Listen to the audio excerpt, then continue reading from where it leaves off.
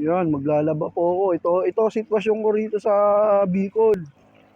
Kaya kayo dyan, akala ninyo, pag pumunta ng Bicol, sarap. Hindi nga ako marunong maglaba.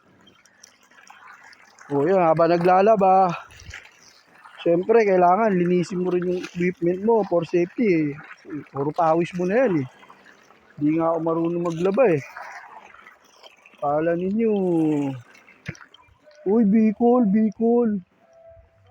Tuwan-tuwa kayo. Akala ninyo, sarap ng buhay ko rito sa Bicol. Hindi nga ako marunong halos maglaba. Hindi marunong maglaba rito. Ayan o, mga sinampay ko yan.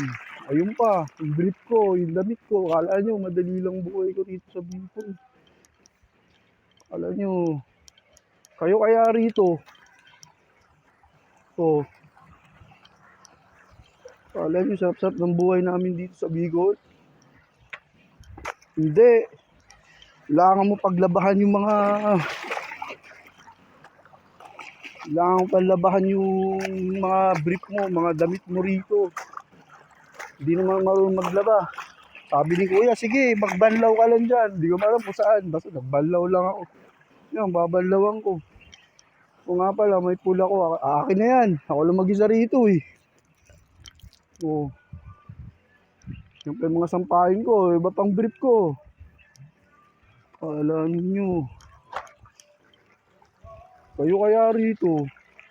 Gusto ko naman bumalik dyan sa Maynila eh.